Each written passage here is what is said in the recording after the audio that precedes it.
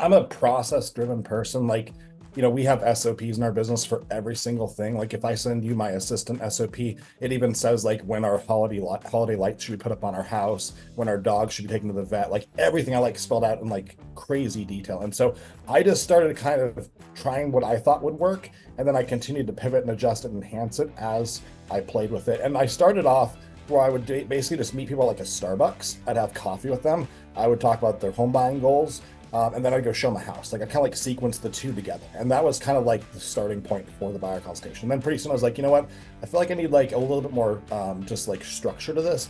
I need some value that I can consistently bring people. I want just kind of more of like a consistent meeting format, if you will. And that's what kind of led to the birth of our buyer's guide.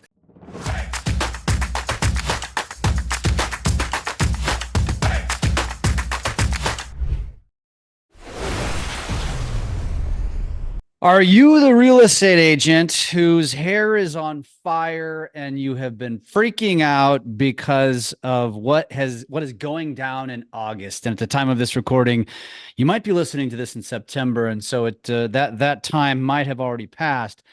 Or is it business as usual with all of these changes going down with buyers agency agreements and all of the chaos that has effectively been created by the lawsuit that went down last year?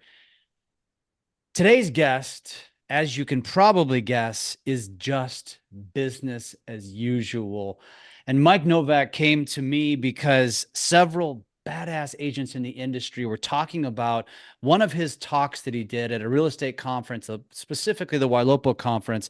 And I saw this chatter in a Facebook Messenger group, and I thought, I got to reach out to him. I got to bring him on because Mike has been crushing it since he got into the industry in 2017. He's going to share his story. But the thing that he told me was that this is just business as usual for us. And frankly, Mike, that really should be the case for everybody. And I think what you're going to talk about and teach today, hopefully, will change the minds or maybe enlighten some people to look at this from a different lens and hopefully have more confidence.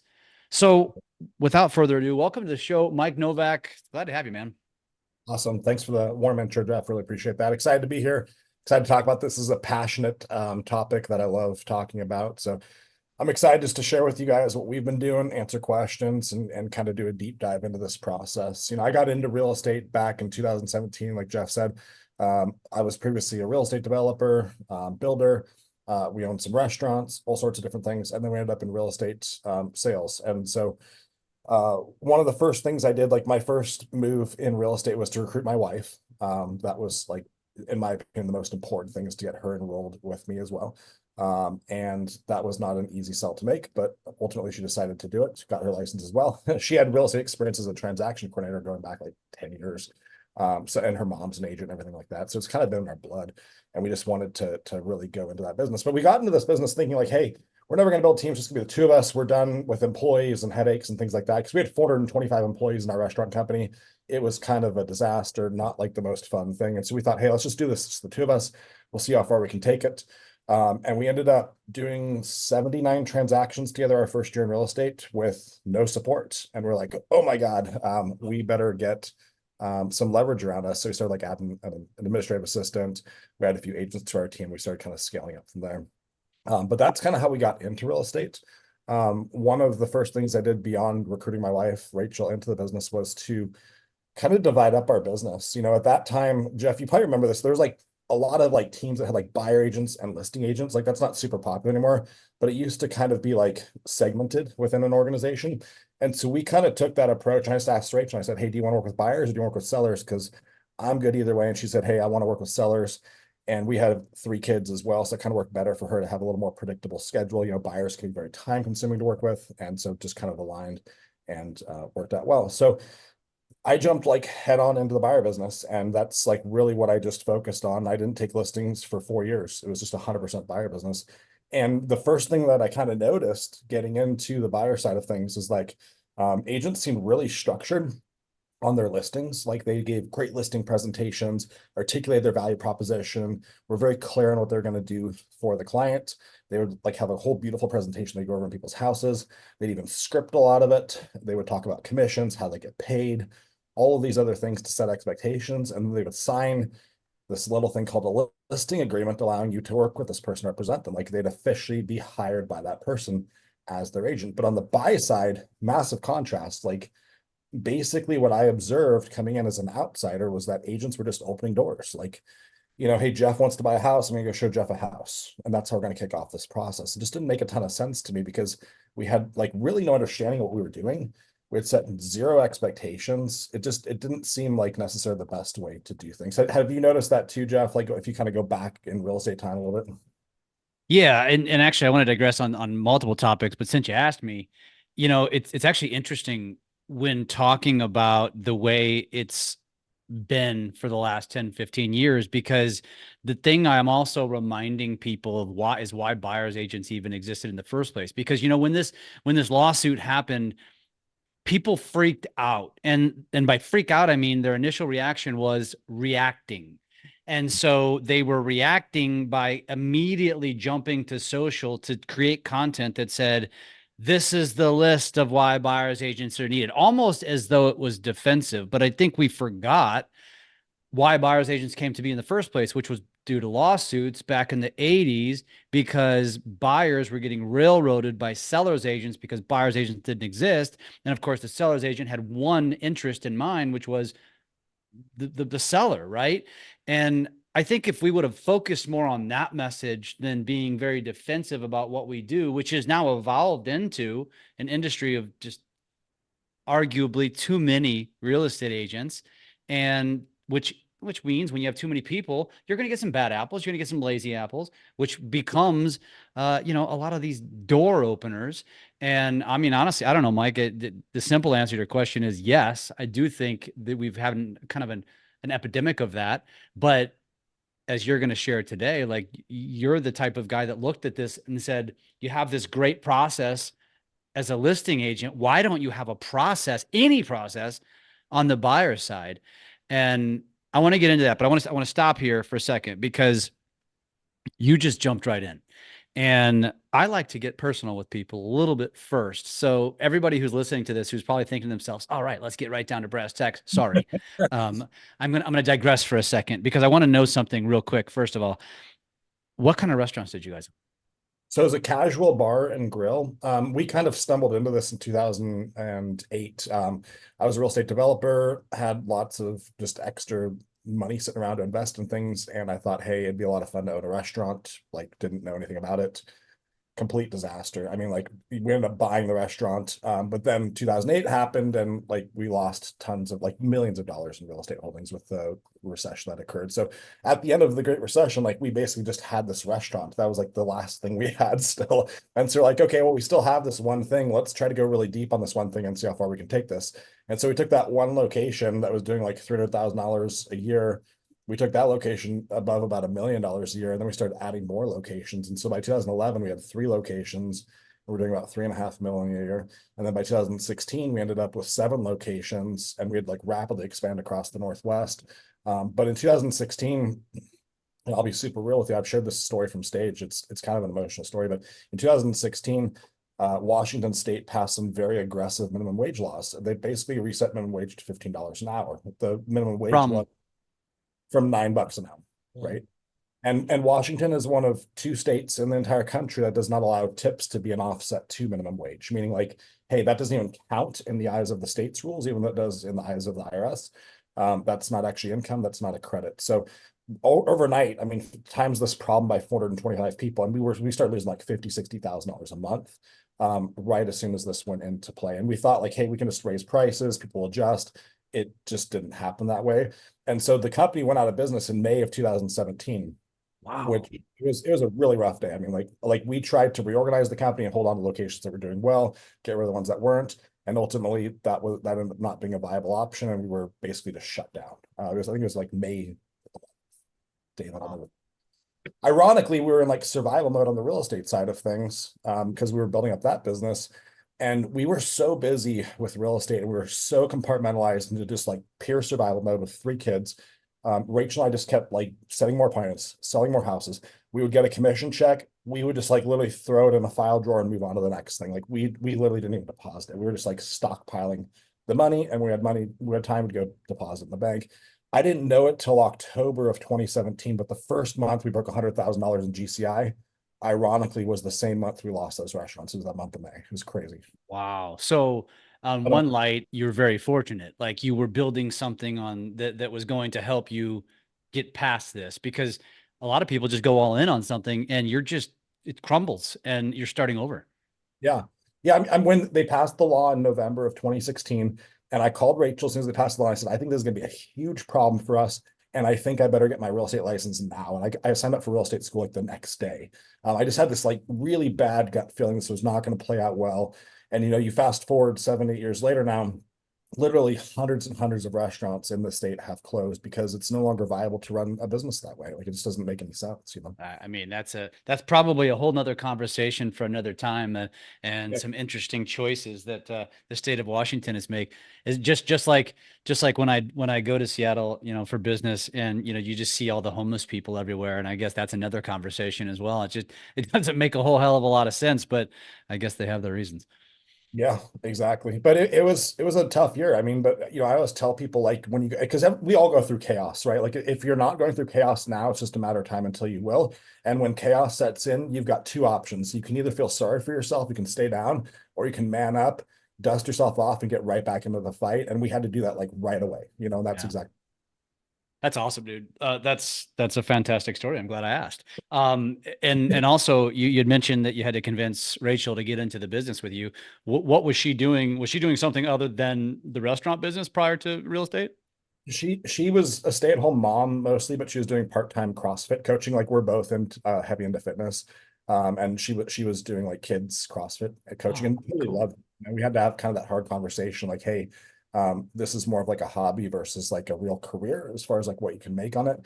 And it's probably better off being a hobby than being your job. And it made a lot of sense, obviously, to go into real estate together. Did she continue to do that, or is she walked away from all of that?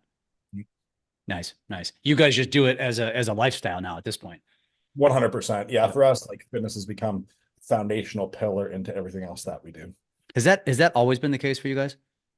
I mean, to lesser extents, like it's kind of become a passion, almost an obsession for us now as we've taken things to a much higher level. But it's always been important to us. When we first met, we met in 2005, we got married in 2008. We were young in our early 20s, we were out drinking and eating whatever. And then like by our mid 20s, we're like, hey, we better get back to our fitness because we're both very athletic in high school and stuff. And we got back to it relatively quickly. Yeah, and if you're listening to this and you don't know what Mike and his wife look like, they like come right out of a scene from like a muscle magazine or something, and that's a complete compliment, Mike, because I've known you passively for years just because we run in the similar circles, and I feel like and maybe I'm wrong, but I feel like the last 5 years, like you guys, especially you, like you've really bulked up. I mean, you're I wouldn't want to run into you in a dark alley. Let's just put it that way. Yeah, we've taken it seriously. We both have, fitness, nutrition coaches and stuff, and it's become something that we're really passionate about. We don't do a lot of things, but the things we say yes to, we try to do them at a very deep level. And for us, that's our family, that's travel, as you know, Yeah. that's real estate, and that's bodybuilding. Those are like really only the things that we do. Our kids do jujitsu, and that's about it. That's cool, man. That's cool. Well, and I bring that up only because I always find when I interview successful people that oftentimes, not all of them, but many of them have a different level of in some sort, not always bodybuilding, but in some sort, they tend to have a higher level of fitness, a higher understanding and appreciation for a very good diet, right, and healthy eating. And I don't know what your opinion on that is, and we don't have to spend a ton of time on this, but I think it's important. I think it's important for anybody in any business that tends to correlate to success in your family life, in your personal life, in your relationships, and in your business. What would you say to that? I think it's a big compound dynamic that occurs. Like when you're eating right, you feel better, you want to work out. When you work out, you're going to have better, mindset. You're going to feel better about things, more optimistic. And you're also going to be feeling your performance. You're not going to be feeling lethargic through the day. You have very consistent energy levels. You're going to be comfortable getting up early. You're going to say no to alcohol and other bad choices. So I think it does compound kind of cascades if you just kind of start small and start just eating right. Most of the people that I know that are really successful, they also prioritize their fitness. Like it's kind of their time where they get to themselves. Rachel and I go early to the gym. We go at like 5 in the morning when nobody's up, nobody's calling us. You can throw your phone in do not disturb mode and just like have that time to yourself. It's super important. That's smart. Yeah, that's really smart. I love it. I love it. Well, we'll shift back to the conversation that I derailed us from, but I'm glad I did. It's good to know. Good to get to know you a little bit more on a personal level. But let's go back to when you got into the business in 17, and we've already mentioned this. So you kind of you sat in this. You looked at what a listing agent was doing. You questioned why don't they have that process. So kind of walk us through what that progression was as you identified this and said, I'm going all in on buyers, but I want to do it better. Yeah, I mean, I'm a process driven person. Like, we have SOPs in our business for every single thing. Like, if I send you my assistant SOP, it even says like when our holiday lights should be put up on our house, when our dog should be taken to the vet, like everything I like spelled out in like crazy detail. And so I just started kind of trying what I thought would work, and then I continued to pivot and adjust it and enhance it as I played with it. And I started off where I would basically just meet people at like a Starbucks. I'd have coffee with them. I would talk about their home buying goals. And then I'd go show my house. Like I kind of like sequence the two together. And that was kind of like the starting point for the buyer consultation. And then pretty soon I was like, you know what? I feel like I need like a little bit more just like structure to this. I need some value that I can consistently bring people. I want just kind of more of like a consistent meeting format, if you will. And that's what kind of led to the birth of our buyer's guide, which we've updated. And I shared it at the Wailopo conference, a few pages from there. But that was like kind of like the transition for us. And then eventually, it ended up where people were just coming to our office now, where we were stacking some of these consultations. I didn't have time to go show a house afterwards. I would send them out with one of my showing partners, which is another conversation. And I would just have them come to my office. I'd do like one at 4, one at 5, one at 6, just back to back to back. You know what I mean? Rapid fire. And boom, now I got 3 new signed buyers. They're out with my showing partners looking at houses, and they're going to be pending on a contract here in the next couple of weeks. So correct me if I'm wrong, but you put an emphasis on something that very few people do when it comes to buyers, which is now mandated, right? That's the change that's happened that people are freaking out about. But this, as we mentioned in the very beginning, is your norm. And you built a system, I guess you quickly realized, because my guess is, and this is a question, when you decided to go deeper on this process and make it a process and not just about, hey, let me send you a list of homes for sale, then let's schedule a time to go see them. I'll schedule it, get access to get inside, et cetera, which is really basically what most agents do. You said, no, we're going to have a consultation first. You're going to come to my office and we're going to sit down just like you would on a listing presentation. At what point in time did you recognize, and was this immediate, that crap, I'm not going to have time to actually go show them homes, and now I need to hire a showing partner, as you mentioned? By 2019, I had the showing partner model kind of figured out, and I started adding like multiple showing partners. I had 3 at one point. I've got 2 at the moment right now. But like basically once I was selling more than 3 or 4 buyer ends per month, it became definitely a leverage issue where if I didn't have a showing partner, I would be out showing homes. I'd probably have 7 tours on a Saturday, like start at 8 o'clock and end at like 7 or 8 o'clock, and that would then stall the consistent building of a pipeline because now I'm not meeting with new buyers. You know what I mean? So it kind of be like, hey, sign all these people, then go show them all houses, get them pending, then go start this whole thing over again. And I didn't like that because it's kind of like a roller coaster, I just wanted to keep top grading my pipeline, keep adding more buyers to it, and then step out of the showing home phase. And also when I looked at the data, in 2021, I helped 80 different buyers go under contract. It's about $41 million worth of business. And I tracked all the data through Sisu. I'm anal about my analytics. And I noticed that took 11.7 homes shown per pending. And in real time, that was like 6 to 8 hours of showing houses. So very time intensive, right?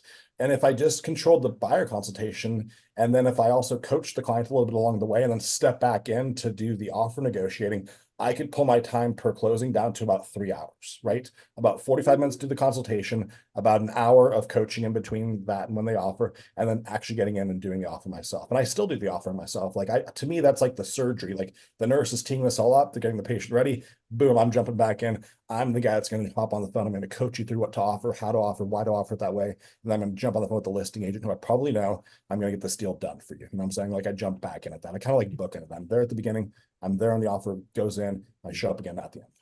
So your showing partners, their function is just to get in the car and go show homes. Sort of. I mean, that's a very simplified version of it. They are first and foremost leverage for me. So they will be in the CRM responding to texts, emails as me to make sure that I don't get behind on that. They also set appointments, like they're in there prospecting for a couple hours a day, typically in the morning.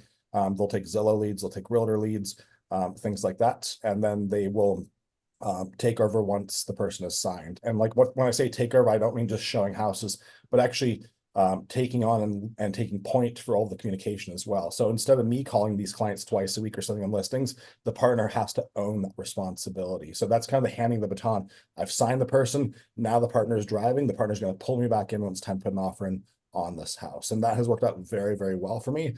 A lot of agents have this kind of limiting belief that the client wants you to show them the house. And I hate to tell you this, but you're just not that important. If you train your partners very well, they're going to like your partners more than you, because most of us are like super high Ds. We don't have a lot of patience. We just want to go show the house, move on to the next home. Showing partners, they've got a servant mindset. They're very patient. They'll take as long as it takes with that person. They'll go show homes all day long if that's what it takes. So it really does actually serve the client at a much higher level when they get access to your showing partners beyond just you as well. Are you doing personality assessments to find these people? Oh yeah, we have a 9-step hiring process. Like we're extremely particular about who comes into these positions because there's a salary affixed to these. You know, we don't want to make a bad hire. The partner has a base salary plus they get an override on appointment set and homes shown that the person buys. Nice. Do you is there are you going off like of a disc profile as you're assessing and Yeah, I mean, honestly, like a good partner is typically like a good buyer agent personality. So if you're familiar with DISC, like an SI and IS does pretty well there. You don't want a ton of D. They can be somewhat on the C level, you know, but you don't want them overly analytical or they're going to yeah. be pick up the phone and connect with people. Like you want them to be connectors. You want them to really thrive in a face-to-face environment, meaning that's where that I kind of comes in, you know, Yep. be a servant-minded person. I love that. I love that. So, as you take it back now, as it relates to what you're doing, you've kind of I feel like you've broken down the showing partner probably because of what I've asked, but now break that down from your perspective because I think there's probably a lot of agents that might be listening to this that are going to be I would venture to guess most of them want to be Mike, and they're going to want to maybe either integrate this into their business, maybe level up their buy side process, or become you, so they're not the one getting in the car spending 12 hours on a Saturday showing homes. So, what does that look like from your position? Like, how did I get there or what is Yeah, let's start there. Yeah. I mean, I did it all. Like I would be the ISA, I would set the appointment, I would go do the consultation, I would then go show them the houses, and then I'd offer on the house for them. And I'd even sit the inspections, you know, it's super time consuming. That's why, you know, a lot of agents don't want to work with buyers because it doesn't scale well. If you want to, you know, a lot of people have said, like, if you want to be a top producer, you got a list. And that there's an air of truth to that, but it's not really the full story because you can do buyers at a very high level. You just have to do it in a way that's got leverage surrounding you where you're not the person that's doing every single thing. Typically on listings, you don't do everything either. You know, you have like a listing coordinator, you've got some marketing support. You're really just going on the listing appointment, or at least that's what I do.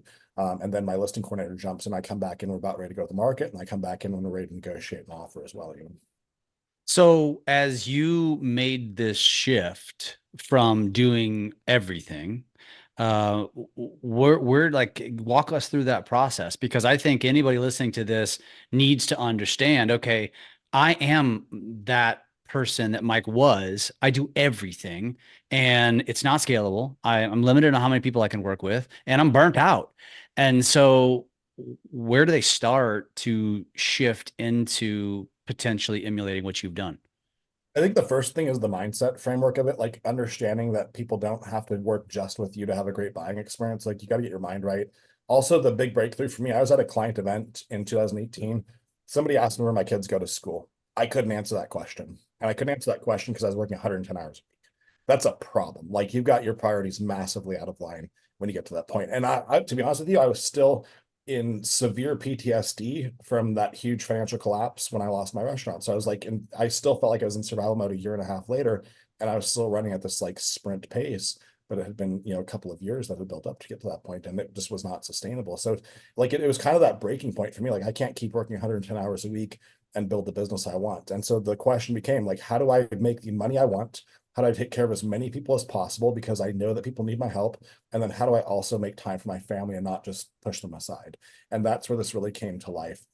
I mentioned we talked about Eric Hatch off the air a little bit. Eric jumped in as my coach in 2019, and this is a model that Eric had tried and tested on his team, and he identified it very quickly. Like, hey, you have to do this and buy back your time. It's super important. Otherwise, you're not going to have a family. You're not going to have a wife. You're going to have a great business, but you're going to be extremely lonely and not happy. Yeah. And that transition for me. But as far as like volume goes, like if you're selling 3 or 4 homes a month that are buyer transactions, that's the time to pull the trigger on getting a showing partner. Like even trending 3 sides per month could be that kickoff to it. Like don't wait a calendar year to sell 36 houses. If you do three months back to back to back of 3 homes, I think that you have the momentum where you would benefit greatly from adding a partner, and you're going to end up doing a lot more sales.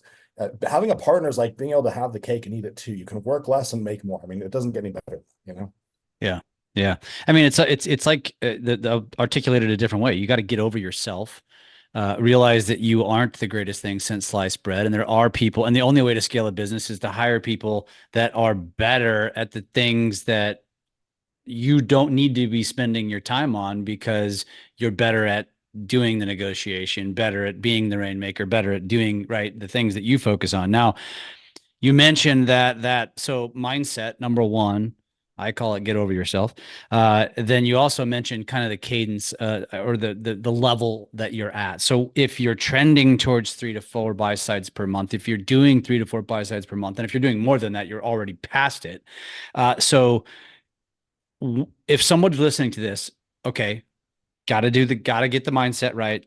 I'm already there. I need to make this shift. What happens next? Start recruiting that position. But I would back up a little bit too.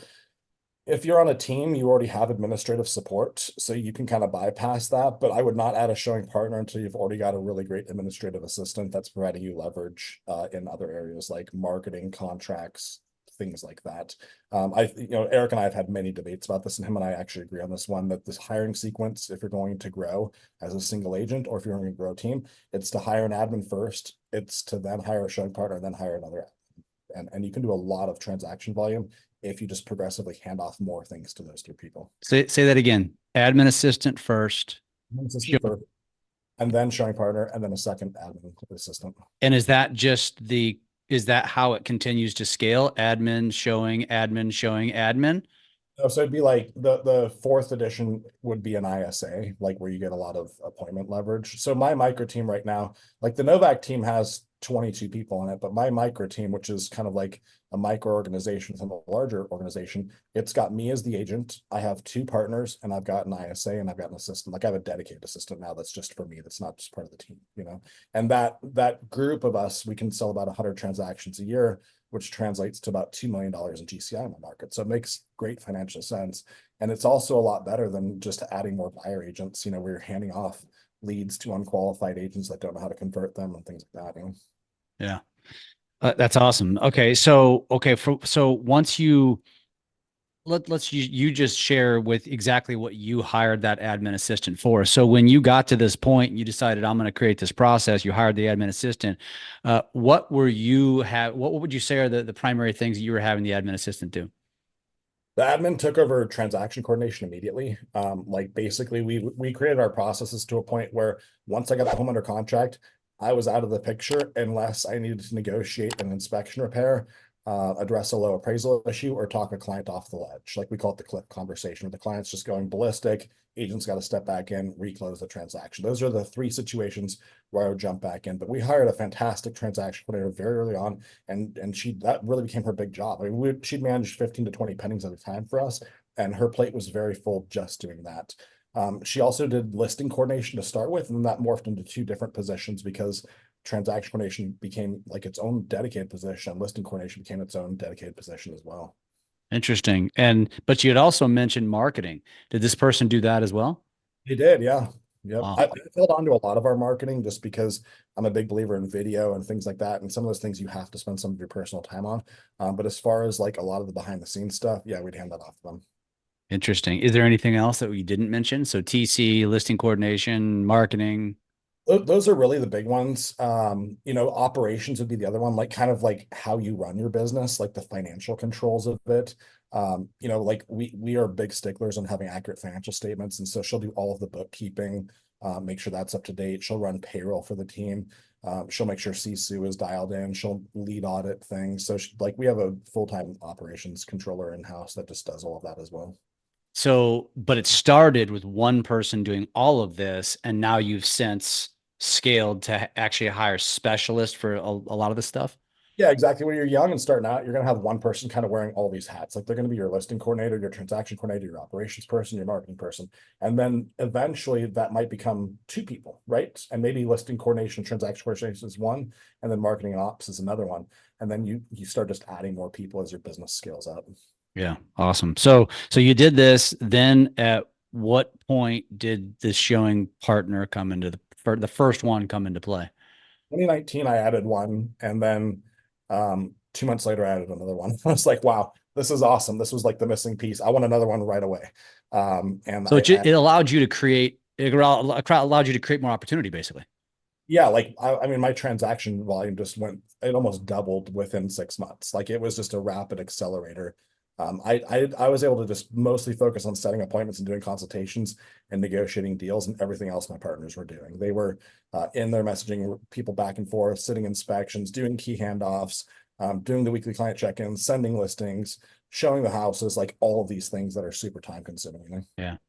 So, I mean, I guess the most obvious question though is how were you making it rain? Were you buying leads? Were you cold calling? Were you calling, focusing on FSBOs, expired, door knocking? What were you doing? Yeah, I mean, online leads have always been a big thing for us. Like the reason we were able to do 79 deals, Jeff, our first year in real estate, is because we started doing PPC leads. Like we couldn't afford Zillow and Realtor back then. So we just bought the shitty leads, that nobody thinks are good. And we just started converting them. And we got very comfortable with PPC leads. And then we started adding in Realtor and Zillow when we could afford it. We just started scaling those sources up. And then eventually, like the longer you do this, every year your past client and sphere business just grows. Like it started off at like 20%, then it was 30%. Now it's like 55% of our business, just because all those buyers become sellers. Your reputation grows within your community and things like that. And now, like I said, about 55-60% is past clients and sphere. The rest is PPC. It's Ylopo, it's Realtor.com, it's Zillow, things like that. I've always been the kind of guy that wants to trade money for time. Like I don't want to go sit in open house for 3 hours. I think door knocking is awesome, but it's not my cup of tea. I think it's very inefficient. Give me a phone and some people to talk to, and I can scale that super fast. Yeah. Yeah. Or social media also. Yeah. Also scalable. As far as let me go back to the process here. So once you identified all of this and you hired that all-in-one person, it turned into a showing partner, which turned into two showing partners, and then this operational person ended up becoming, specialists. You end up having all these various specialists. Is there any part of that process that you went through, or that you would be advising someone if they wanted to emulate what you're doing? Like what then came next? Or is it just kind of is really the next now I got to go find more leads, more deals? Explain kind of what someone can expect once they kind of continue that progression. Well, I think you got to decide what you want to be. You know what I mean? Do you want to grow a bigger team and then just have like a smaller team within that team that is your personal production? That's what I've done. Like we have a large organization. We have 5 very high producing agents in our team that have been with us for years. And so those people help pay for some of this other administrative support, like the ops person, things like that. So you got to figure out like what kind of model do you want to run. But if you're going to want to scale things up, you're going to have to set more appointments and talk to more people. I mean, this business is very, very simple. We have to be in conversation with as many people as possible. And if we're not doing that, we're not going to progress our business. So your job as the rainmaker is to get in conversation with as many people as possible, whether that's paid, whether that's your sphere, whatever, that is your job. It's to go hunt. Yeah. Yeah. And as it relates to hunting your sphere of influence, which has become a big part of your, the greater part of your business versus leads, do you have any specific advice or tricks of the trade or just kind of golden strategies that help create more top of mind awareness, which creates more conversion? Yeah, the things that have worked well for us, client events. For our client events, we invite our entire sphere as well, totally free. Do 2 to 3 of those per year. Builds massive top of mind awareness. It also gives you a great reason to reach out to your sphere. That has helped a tremendous to a tremendous degree. And then video. I mean, I've shot video since my first day in real estate. I think I've got like 350 YouTube videos up now. I share them on my social media where your sphere can watch them and engage with them, and just starts to kind of establish that, hey, this guy really knows what he's talking about. This is the person I'm going to use when I'm ready to do something. And then going really deep in a couple of communities. So like for me, our kids jujitsu community has been amazing for me for business. Like I went there for a couple of years. My kids have been going for there for 6 years. I still go there to watch their practices, and I've just gotten really ingrained in that community. And so I'm like the go-to agent for, 240 jujitsu guys. Like, and there's always 5 or 6 people a year there that want to buy or sell a house, and, just having awareness there. So I've sponsored, some of their events, some of their catered lunches, things like that to give back to that community. But I think going really deep, whether it's like CrossFit, your gym, jujitsu, like find a community that you can really pour yourself into and give back to, and a lot will come out of that for you as well. Yeah. Churches, really, really any hobby groups. I love that. And you mentioned two, you said one, jujitsu. What was the other one? Client events were the other one, and then video was the other one. Okay, So no, but I mean, as far as like you said, groups. I thought you were going to go geographical, like a geo farming, which this is kind of a geo farming. It's more of like a niche farming. Was there another group, like you said, you owned the jujitsu community? Was there another community that you? the other one that I definitely own is my gym. Like I know everyone at my gym, everyone knows who I am there, and just being like friendly, like don't be, Sharon. I mean, he always says don't be a secret agent, right? And that could not be, more accurate. Like make sure you're talking to people, being friendly to people, not just putting your headphones on and lifting weights, but actually like engaging with people and just become part of the community. Like I think if you can pick 1 or 2 places to really pour yourself into, I think you'll get a lot back out of it, whether if it's any of those things. You Yeah. can pick. The church is a big one too. Like one of the agents in our team, most of his sphere business comes from his church. It's a small church, and he's the go-to guy for the whole church. Yeah. Yeah. Do you have any advice for somebody as it relates to that? Because I think a lot of agents fumble that. They come off as commission breath, and although what you mentioned from Sharon is 1,000,000% accurate, I think the approach is where you either die or succeed. And like you mentioned, it's my assumption is that it's becoming a friend first, which then leads into the conversation based upon what you do for a living. But do you have any specific advice on how you're approaching that? Because at a gym, it's or jujitsu practice, you're not just walking. Hey, I'm Mike, and I'm your live. I want to be your real estate agent. Like, My golden rule: I don't talk about real estate. You can ask me about it. I'll answer your questions. But I'm there just as your friend and as like a community member. I'm not there to talk about real estate. We're likely going to become friends on social media. You're going to see the content, the video I put up there, of course. But I'm not going to come up to you and just be like, hey, Jeff, let's talk about real estate. Do you know anyone that's buying or selling? To me, that is gross. That's part of real estate that I hate. That is not how we do things. Like I don't call past clients and ask them to refer me people either. I try to take very good care of people, and then naturally and organically they share it with other people. yeah, it's the law of reciprocity, right? Do you do any geo farming, geographic specific farming? None. Wow. Really? Wow. That's interesting. That's fascinating. And you guys, your cup is full without having to do that. So that's pretty cool. As far as video, what are you focusing your content around? Yeah. So it's evolved and changed a lot over the last 7 years. Like, I mean, back in the day, I would literally just have my wife stand there with an iPhone and I'd have like a whiteboard and I'd break down all the market data and I'd just start sending that to my database. I think starting off with like a market report video that you send to your database and your spheres, like a good, easy first step, as long as you're going to do it consistently every month. I've done it for 7 years without ever missing a month. And then taking that and turning it into some short form content where you can share it like with reels and stories and things like that. But as we've kind of got more into YouTube, and as we've kind of elevated our game, we start thinking about like what would people want to search for on YouTube that we maybe could put a video out that would help answer some questions. And so YouTube has started to become a lead source for us. Like we've got multiple deals this year that we've done through YouTube. And we'll, like we just did one that were the top 10 things to do in Snohomish County in the summertime. Like what are the things you'd want to know? Or what are the 3 best school districts in Snohomish County? Like things that people are just going to search for keywords on and then turn it into long form content and then having our videographer take that and turn it into little clips and repurpose it in different places, kind of like the Hermosi effect. Yeah. So my assumption is you guys were doing this on your own, and then once you got to a level that you could afford to hire somebody specifically to specialize in that, that's when you had a videographer or whatever. Yeah. Do you know Connor Manane? Yeah. Connor runs all of our video. He came on like 2-3 months ago and took over. We had like a team of VAs doing this, and it was kind of a nightmare to manage all of them. Yep. And came in and cleaned up the whole thing because we do a lot of videos for agents on the agent attraction side of things as well as for buyers and sellers. And he was That's awesome. Yeah, team. that's awesome. That's exactly what Bitzer Media does as well. Yeah, we're probably running very parallel, and he and I are. He's awesome. I love that guy. He does great work. He's based out of Southern California, right? Yeah, I think he's San Diego. Yeah, I thought so. Okay, one more question. Let's go back to events. You said 2 to 3 a year.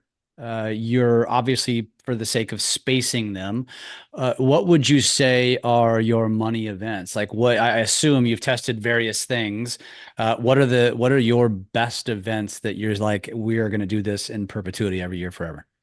Yeah, the one that we've gotten the most great feedback on, it's our biggest event that we've done in July historically. Like we will rent out the minor league baseball stadium in Everett and we will do a movie in the park at night. And it's typically like a baseball themed movie. Like we did the Sandlot one year, we did Angels in the Outfield another year.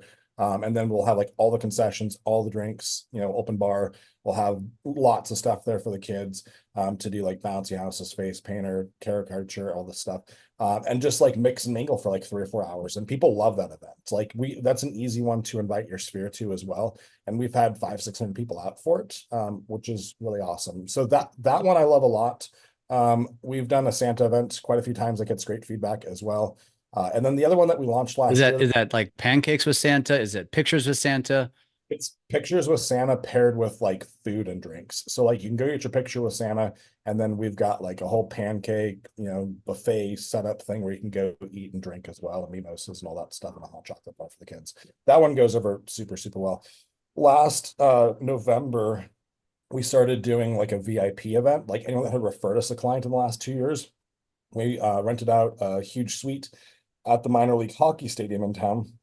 And we had like 100 of our VIP clients there. It was fully catered, totally open bar. And that was really cool because like there was a lot of people there that were small business owners. They were able to make a lot of connections and introductions just from people that knew us. And, some of our key sphere influencers were there as well. That was a very, very fun event because it was small enough. Like you could actually go around and spend time with every single person and have a short conversation with them. Whereas those mega events, we have 500 or 600 people, everyone wants to talk to you for a minute or two, and you can't get to everybody or have a deep conversation with anyone. And so that VIP event, I think, was probably my favorite. Would you say that, because I noticed you mentioned minor league on both, and you're in a big market, you've got professional teams. Is that really just cost efficiency? Yeah, I mean, it's just low key, to be honest with you. Like we're north of Seattle by about an hour. And I don't think most of my clients would drive all the way to Seattle. Going into Seattle kind of sucks. It's a really big commitment. It's a pain in the ass to park. I just try to make it easy. Like this is right where everyone lives. It's a 15-minute drive for people. The parking is easy. And it's also not that expensive. Like Yeah. the event, I think was $12,000-13,000, and a lender paid for half of it. Nice. So it's really more about it's more of a networking event that happens to have a game going on in the background. Yeah, and with hockey, you get the fights too. Yeah. Man, you're making me nervous again. Going back to the alley talk. Um, Awesome, dude. This has been a fantastic conversation. Is there anything that I did not ask? Because I feel like we really encompassed a lot of things here, probably gave a lot of people a lot of ideas, but is there anything that you feel like I gotta mention this, or did we pretty much cover everything? Well, I think we should talk about how to take, like if you're okay with it, I'd like to Yeah, talk about how to set a consultation versus just a showing appointment, because please. that's been like the big sticking point I've seen for a lot of agents where there's a skill gap. They're really good at just setting up a home tour, but they're not that good at setting up a consultation. So there's a couple of big things that I'm looking at when I'm talking to leads.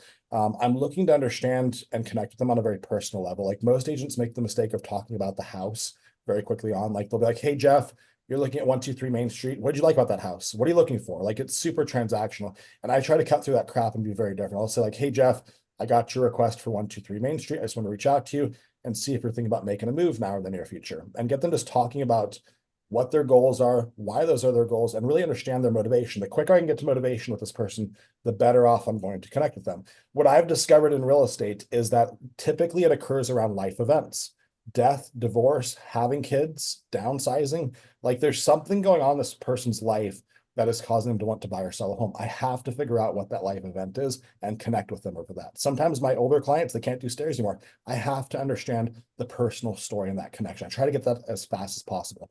And that's where the connection really comes in. The last thing is just making sure they're qualified to set the appointment with. Like a lot of people just rush to set the appointment because they think they can get there. That's great, but beyond connecting with them personally and understanding their motivation, you have to make sure they're qualified. And the easiest way to make sure they're qualified is to draw payment relevancy from their current living situation to what it would cost to buy a home in your market. When I say payment relevancy, I mean, okay, are you paying $2,000 a month to rent a house right now, but it costs $4,000 a month to have a mortgage in your market? There's not a lot of payment relevancy there. So I want to understand, what's their current living situation? Do they own a home? Are they renting? If they're renting, does that rent payment translate into a monthly payment in my market? If it doesn't, I want to go deeper on that because there could be a big gap there. But if they don't own a home, if they're not renting a home, if they're living on mom's couch, I'm probably not going to set that appointment. I want to qualify that one out a lot more. But I want to really understand the motivation, the personal connection, and if they're qualified by understanding their current living situation. At that point, I will typically ask what I call the squeeze question. Do you know Robbie T from Hatch Coaching? Yeah. Mhm. Okay, Robbie like has ingrained this question in our team for years now. And the squeeze question is what I've called this. And you just say, during the call, you're going to be having this conversation and you're not really sure where the call is going to go. Like, am I going to set an appointment? Am I not going to set an appointment? The easiest way to tee up an appointment is just say something like, "Hey, Jeff, I know that you're just kind of looking around online at homes. However, I'm wondering if the ideal home came on the market for you in the next 30 days, would you want to go look at that home or would you pass up on that opportunity?" And that's kind of an interesting question because when you ask leads when they want to buy a house, they really don't know how to answer that question. They're overwhelmed by that, right? Like they don't know, like when the right home comes on, or maybe they have some life event that's happening that's going to push it way out. If they say yes, I'd go look at that house. Boom, lay up to your appointment, right? If they say no, I wouldn't. You got to have a much deeper conversation. Maybe that becomes a nurture. Maybe you've got to learn more about what's in the way of them actually getting out to go tour homes. But after they say, "Yeah, I'd go take a look at that home," that's where you go into your actual close. I'm not a big like script guy, but there is some language patterns that I found are very helpful for setting a consultation. What I would say is, "Jeff, okay, that's awesome that you want to go take a look at that home. The next step in the process would actually be to sit down with me for about 20 to 30 minutes so I can walk you through the home buying process from start to finish, get you up to speed in the market, and identify exactly what we're looking for in your next home. From there, I'll get out there and go find that house for you. House today at 4, tomorrow at 6. So notice I'm not calling it a consultation, Jeff. I'm not calling it a strategy session. That sounds like I'm selling a gym membership. I'm articulating what it is. We don't even have to label it. We're just articulating it what it is. The three big things. I'm going to go through the home buying process with you. I'm going to explain to you what's happening in the market right now, and we're going to identify what we're looking for. From there, we'll go find it for you. If you use that framework, you're going to easily set the consultation. Have you ever used a framework like that, Jeff, or heard of something like that? No, actually, I'm same as you, not a big script guy. Try to take what you can from the Sharons of the world, and integrate them in. But I think it's fascinating. That's why I'm listening intently because I want to hear what you have to say. Yeah. And then don't be super passive and weak. And don't say like, "Hey, Jeff, how does that sound? Or would you find value in that?" Just ask them, "How's today at 4, tomorrow at 6? Option A or option B," right? Don't ask them weekly if that's going to be good for them. Just like, boom, 4 o'clock or 6 o'clock. Give them two Yeah. options. You Just basically, it's like a child. You give them two options that work for you. You don't let them basically set a wide open, tone that's not going to go anywhere. Yeah, well, yeah, okay, that sounds like it could be okay. Like they're gonna be like, I don't know. Like you got to be like, you got to say this with conviction and confidence. Like you got to believe in your soul. This person's going to get so much value from meeting with you. They'd be insane to not say yes. When you believe that, you're going to come off as very compelling and convincing on the phone. You're going to set that consultation. Yeah. Yeah. That's powerful, man.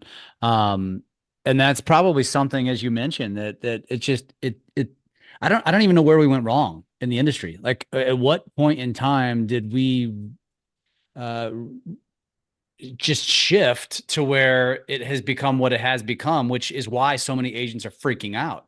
And maybe it's just because of the massive dilution. Maybe it's because of, times during COVID when you basically a client just had to have a pulse and you could sell a home and you could get, be showing someone a home.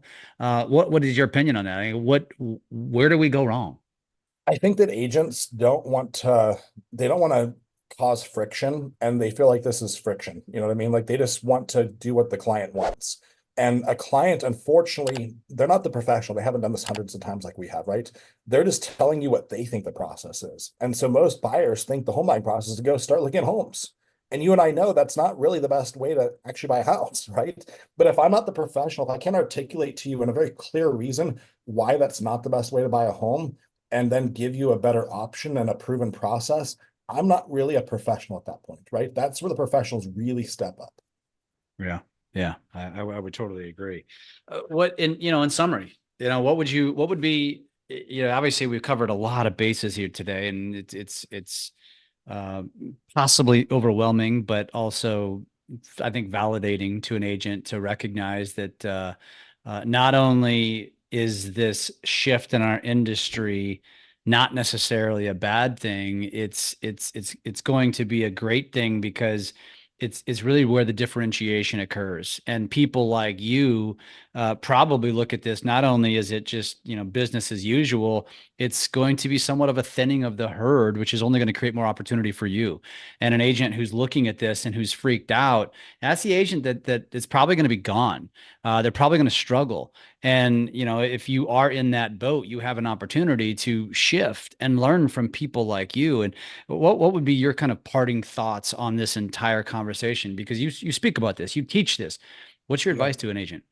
I think look at this as a huge opportunity to shift and pivot and up your game. You know, like you got a really awesome platform now where you have to meet with people before you go show them homes, right? And so get really good at articulating how it's going to be beneficial for them and what your value proposition is to bring them massive value when you do meet with them and be very, very, very compelling and articulate about it.